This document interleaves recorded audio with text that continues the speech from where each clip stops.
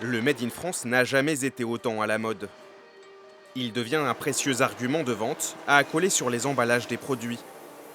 Derrière l'affichage parfois opportuniste, les douanes accompagnent les entreprises désireuses de faire valoir un vrai savoir-faire. En cette après-midi pluvieuse, ces deux agents de la douane ont rendez-vous avec un directeur d'entreprise. Bonjour, bienvenue. Bonjour, Et Fournival Lespès. Bonjour, monsieur Gambier. On y va? Oui. Suivez-moi. Ils ne viennent pas faire de contrôle en vue d'une potentielle sanction. Non, ici, ils remplissent leur mission de conseil et d'accompagnement.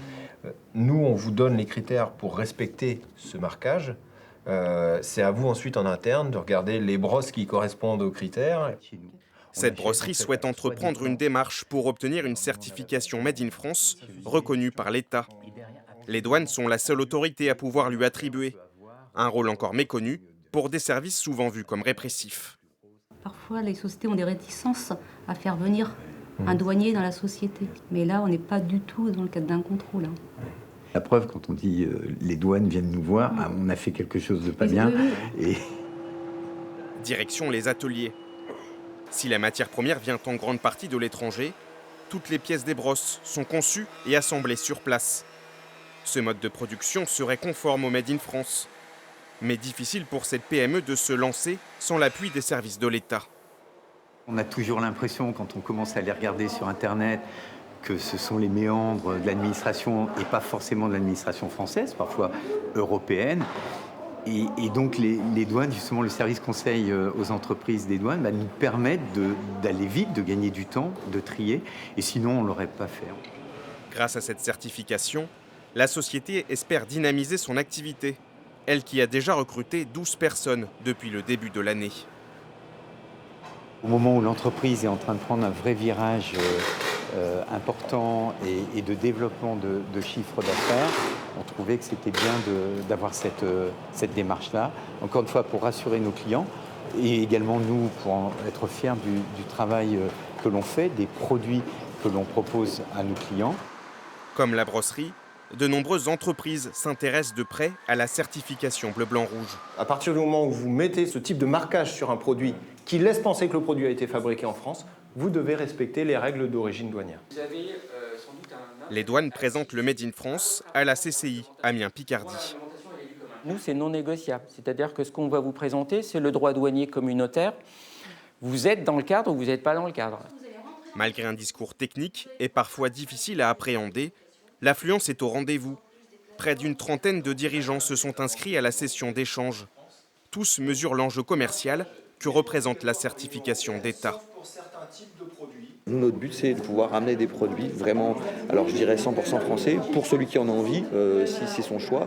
Parce que c'est vrai qu'on en a parlé ce matin, il y a aussi une volonté des consommateurs de s'inscrire là-dedans. On sent que quand on dit que nos produits peuvent être made in France, peut-être que la décision finale commerciale sera plutôt pour nos produits face à nos concurrents qui ne sont pas forcément made in France. Preuve du niveau d'attente du secteur, les douanes sont devenues conseillers techniques de la CCI en juin dernier. Ce statut garantit une collaboration plus étroite entre les deux structures. On le connaît, le douanier, sur le bord de la route en uniforme pour le contrôle.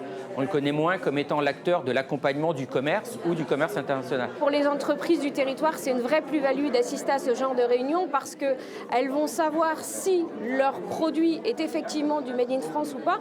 Et on se retrouve, ou en tous les cas faire en sorte qu'elles le deviennent, parce qu'on se retrouve souvent en concurrence avec, j'ai envie de dire, du faux Made in France. Et c'est important de faire savoir que nous avons des savoir-faire sur le territoire. L'avantage concurrentiel du Made in France, cette entreprise le mesure tous les jours. Elle a obtenu le précieux sésame en 2022 pour plusieurs de ses serrures, à peine 2 semaines après avoir déposé son dossier. En tant que fabricant français depuis près de 50 ans, l'idée c'était effectivement de maintenir et de pérenniser l'activité de fabricants de serrures donc sur le territoire français.